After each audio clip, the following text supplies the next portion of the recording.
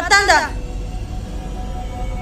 この世界は神様の愛に満ち、喜びに満たされるはずだったのに。それを言うな。誰よりも悲しみに暮れていらっしゃるのは神様だ。そうですね。でもこれから一体どうすれば、この世界にもう一度エデンの園を見ることはできるんだろうか。この世界何がキラキラなんだ。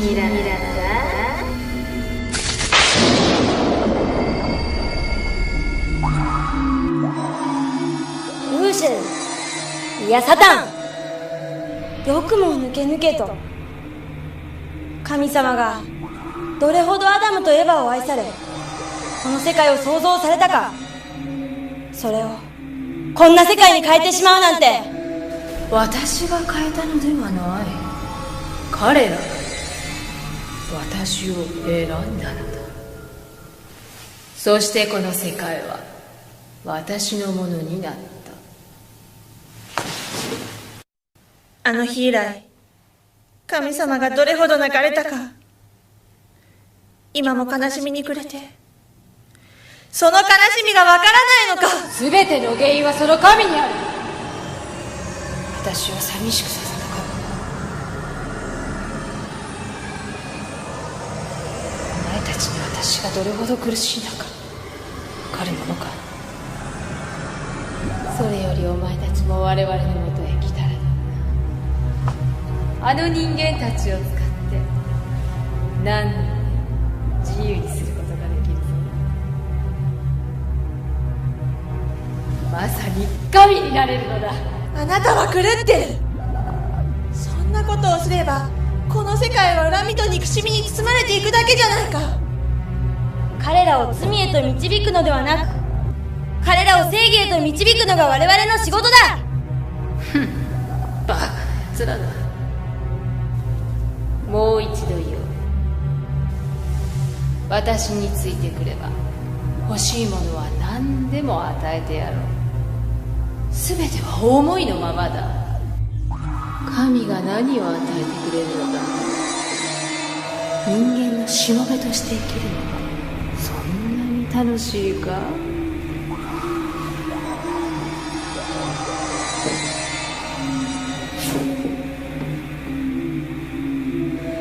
我々は神になる。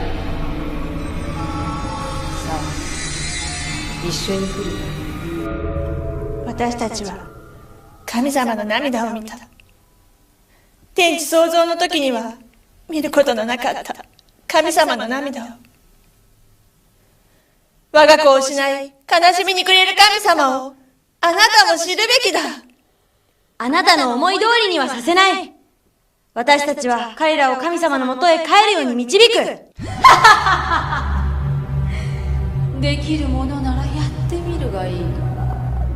我々からの試練を超えてあえて難しい神への道を行く人間などいるものか。私はこの世界を絶対に渡さない。あれを見てみろ。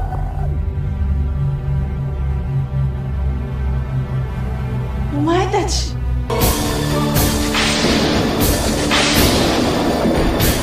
彼らは私と共に行くことを選んだのだ。お前たちはそこで泣き続ければいい。さあ言うと、我々の世界、すべては我々のものだ。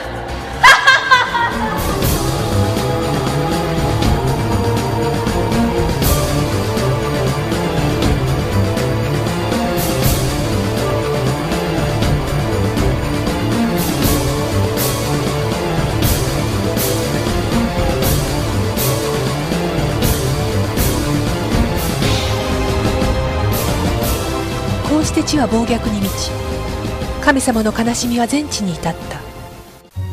しかしその暗闇の中から神様は一人の男を証明し、復帰のための使命を与えた。それがノアであっ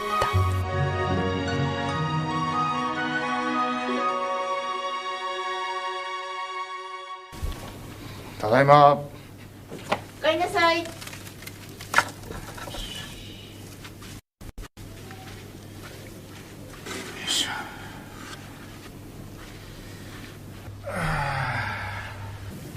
あなた手ぶらなの？ああ。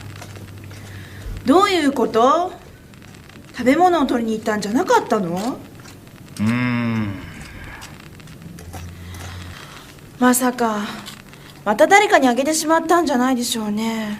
帰り道で飢えて死にそうな人に出会った。神様が彼に施すように言われたんだ。何言ってるのよ。じゃあ私たちはどうなるの？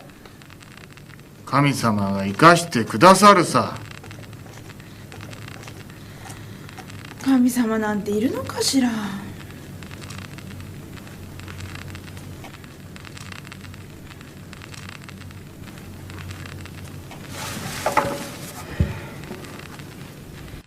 とにかく今日は残ったもので作るから、あなたの分はありませんよ。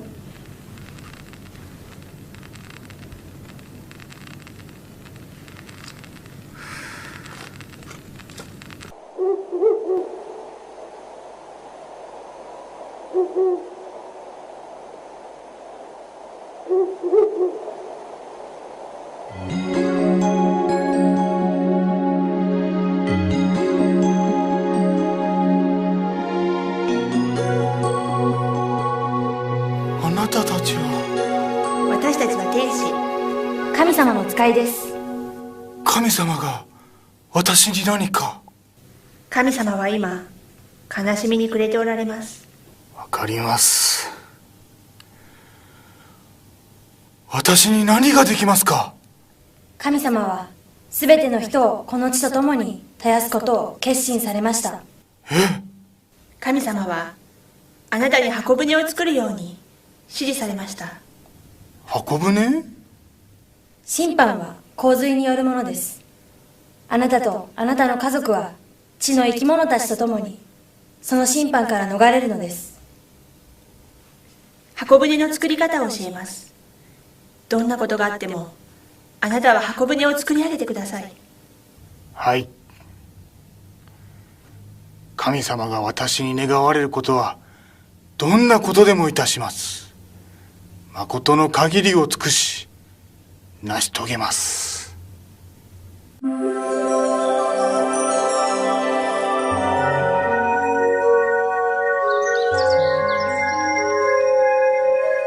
父さん、本当にこんな山の中に船を作るんですか？ああ、洪水に備えてここに作れと神様が言われたんだ。本当にそんな洪水来るのかな？神様の願いにはどんなことがあっても応えていかなければならない。それが私たち家族の生かされる道だ。わかるな？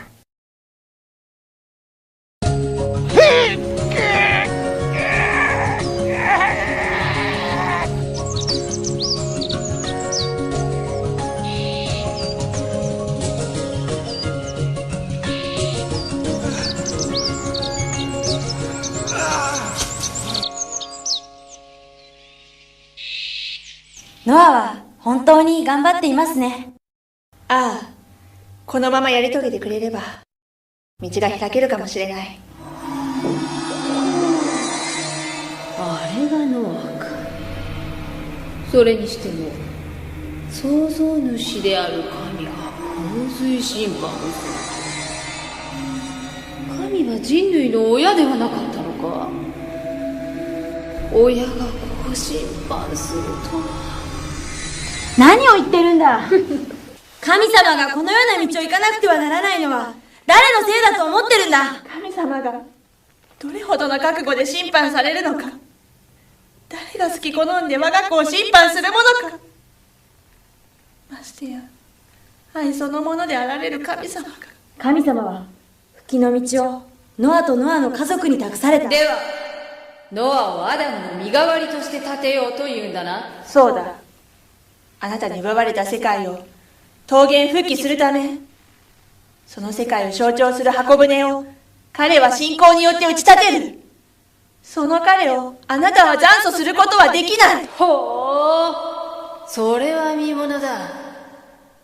果たして堕落した人間にそんな信仰があるものなのか？彼の心は正義に満ちている。彼は必ずやり遂げる。ではじっくりと見せてもらおうか。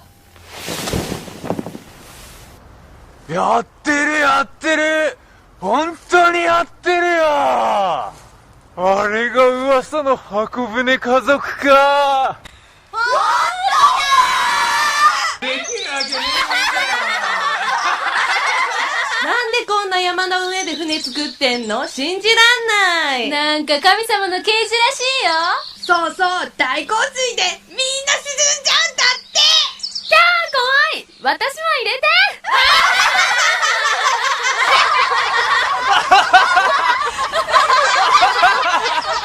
変人家族。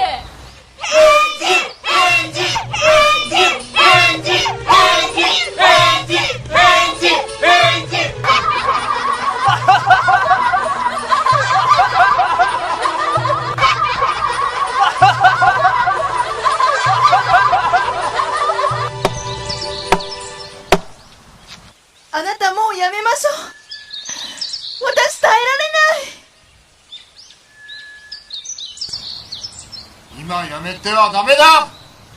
神様はなぜ人を滅ぼすようなことをするの？あなたは夢でも見たのよ。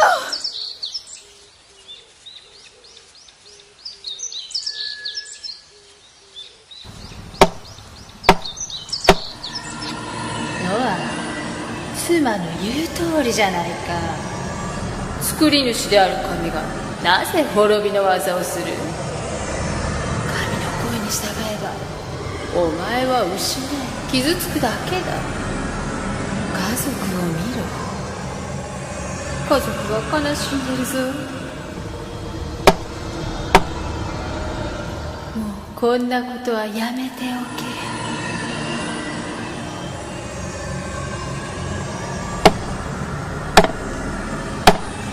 しぶといやつめ。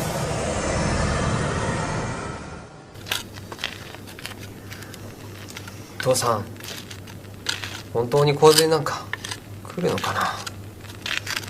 来るさ。いつ？もうすぐだ。本当に神様は僕たちを生かそうとしてくれてるの？僕たちが先に死んでしまいそうだよ。ハム、洪水は来る。必ず。なら雨が降り始めてからまた作り始めたら。ハム、神様は私を信じてくださった。私はそれに応えたい。神様は必ず守ってくださる。私たちが神様の願いに生きれば必ず。だといいんだけど、みんなそろそろ限界だよ。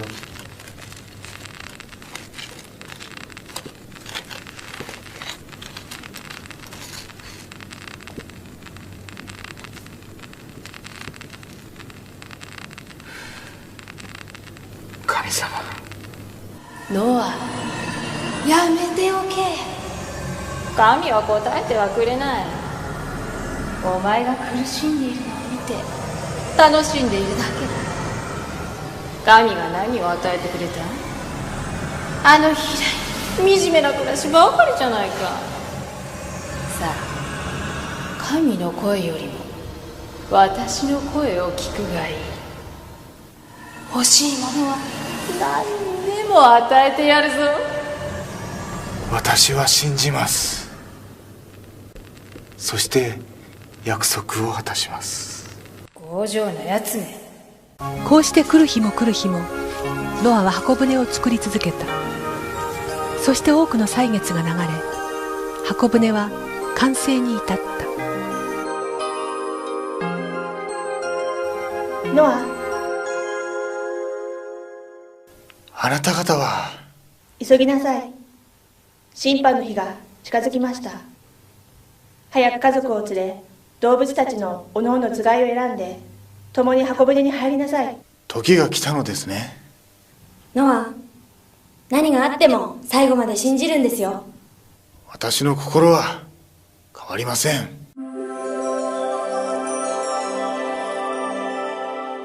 セブン、ハム、やめて、急げ、洪水が来るぞ。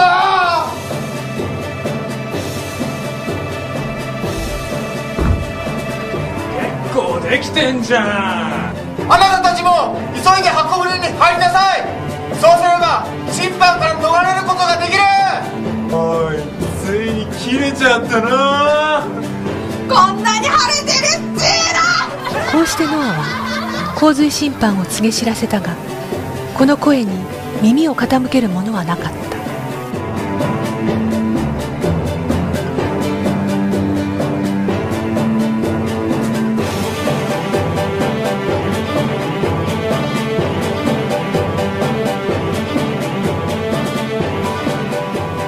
父さん、こんなに晴れてるのに洪水なんて本当に来るんですかね。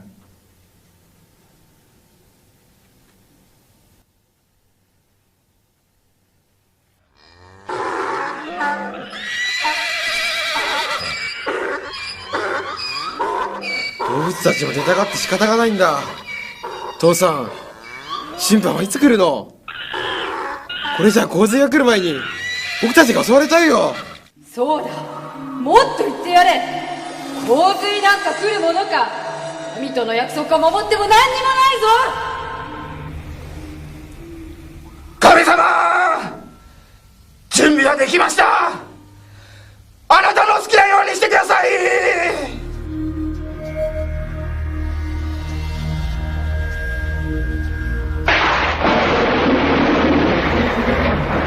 雲だ。見たことないような雨雲が来るぞ。本当だ、雨だ。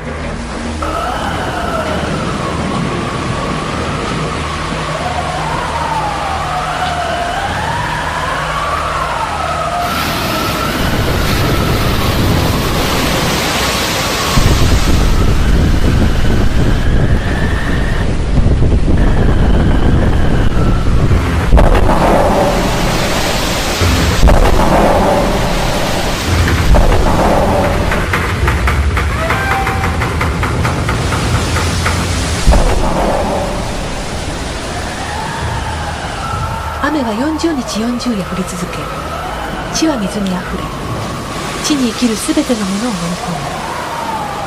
人が地上において善なる条件を失うとき、神様の審判が下されるのである。一見無慈悲なようであるが、悪の力から我が子を救い出そうとする神様の悲壮なる決意の表れなのである。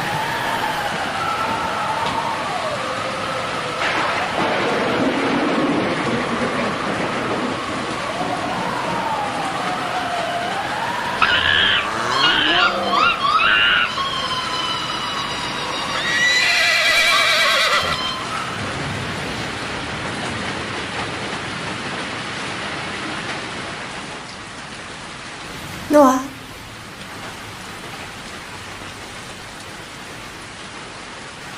あなたの信仰が神様の心を鎮めました。雨は止み、やがて水は大地から引くでしょう。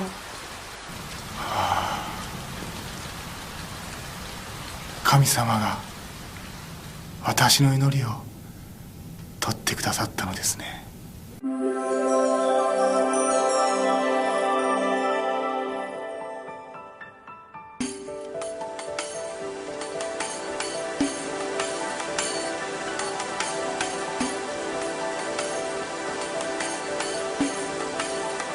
神様、感謝します。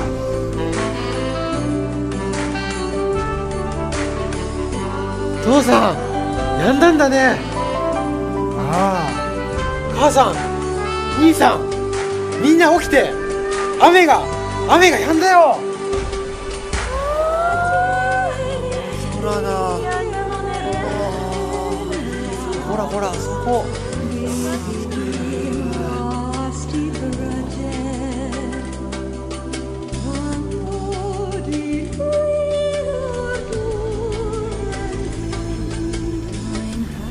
ことで人間の責任が果たせたと思うのか。私はいつでも見ているぞ。そしてお前たちの不信仰と不一致を見逃しはしない。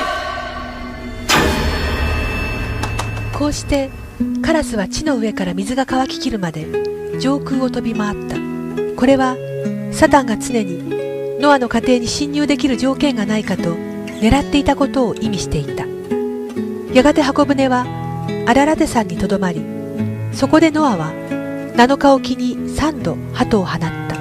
初めの鳩はアダムを象徴し、堕落によって一旦地上から創造理想が取り戻されたように、この鳩は地にとどまることができず、ノアのもとへ舞い戻ってきた。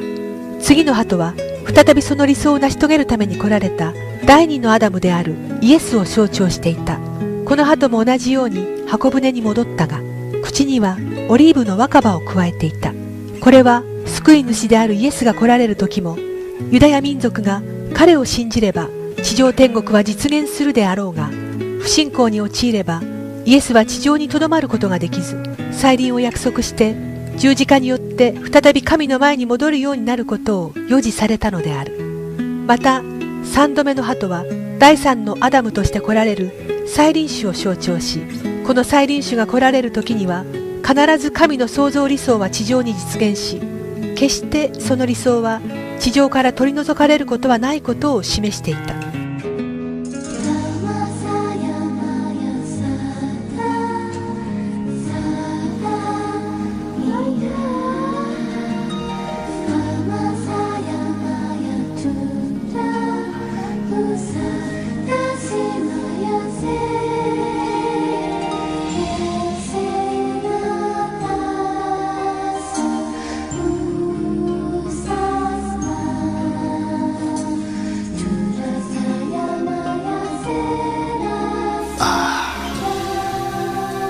全てが満たされている。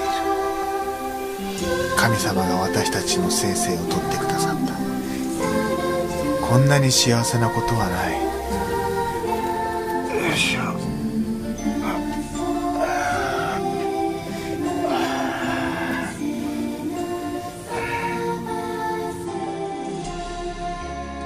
ぶどう酒か。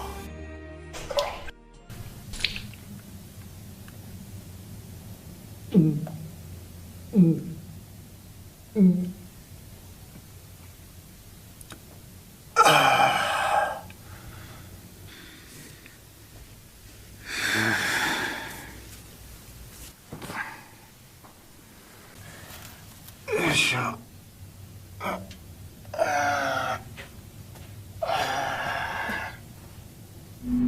さて、ここからが見ものだ。ノアの信仰は認めてやろう。しかし箱舟を作っただけでは万物を吹きしたに過ぎない。問題は人間だ。アベルとカインの峠を越えることができるのか。彼らは共に困難を乗り越え、第の天地創造ともいえる洪水審判を勝利した。人間を復帰するための実体議題も勝利するはずだ。ではノアの子セムとハムによってアベルとカインの桃源復帰をさせるんだな。そうだ。そうか。ではまずハムはアベルの立場に立つため、ノアの信仰を相続しなければならないことになる。その証を見せてもらうとしよう。酒に酔い裸で眠るノアを見て、堕落する以前のように裸であることをハムが恥ずかしく思わないとすれば認めよう。しかし少しでも恥ずかしく思い裸を隠そうとするならば、彼らは堕落した世界に未だとどまるもの、すなわち私の主観のもとにあるというわけだ。彼らは必ず勝利する。ノアの信仰によって救われたことは家族である彼らが一番分かっているはずだ。あなたの願うようにはならない。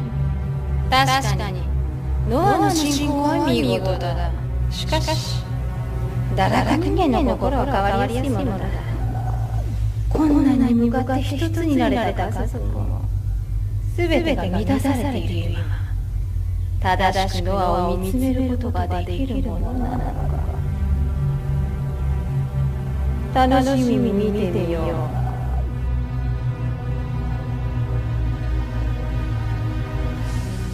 父さん寝てんのかな。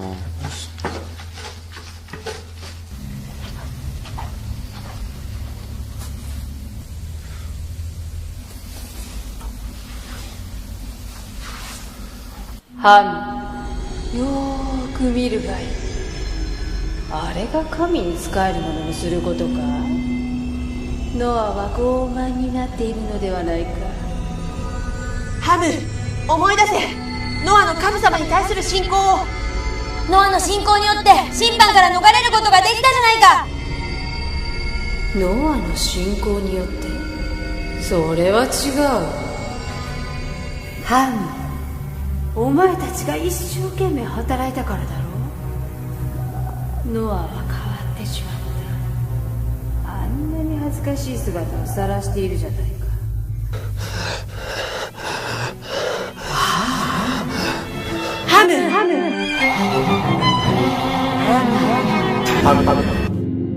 どうした？兄さん、父さんは？父さんが酒に酔って裸で寝てるんだ。え？今までこんなこと一度もなかったのに。何か考えがあるのかな。父さんが神様の前でこんなことするなんて。何もないさ。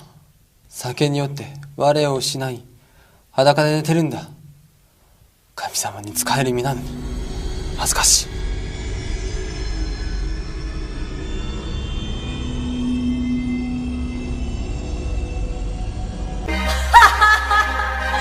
神よ、見たか。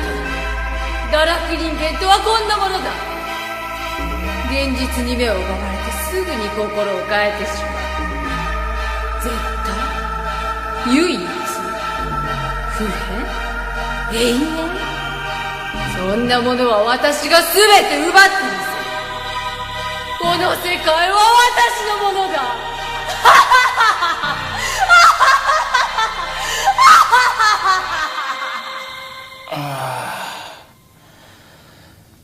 寝てしまったのか。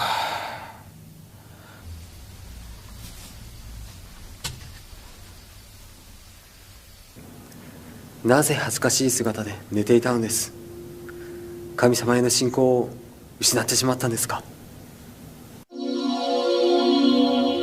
そうではありません。ミカエル、ガブリエル、何があったのですか？ハムよ、なぜ父を疑ったのですか？彼を裸にさせたのは神様です。洪水審判を勝利したノアは天地創造後のアダムと同じ立場でした。罪を犯す前、恥ずかしさを知らなかったアダム家庭の立場を桃源復帰するための道だったのです。神様への道はどこまでも謙虚と従順と忍耐の心を持って進むことができます。あなたはどこまでも父ノアの心情と一つであることを証明しなければなりませんでした。自分の基準からではなく天の基準から父を見つめ、分からずとも一つになるべきでした。あなたの子カナンとその子孫はしもべのしもべとなり、兄弟たちに仕えるようになるでしょう。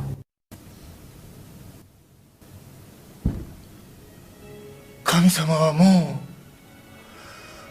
う私を使ってはくださらないのですか？ハムの過ちをサタンが残訴しています。あなたの家庭における神様の摂理は終わりました。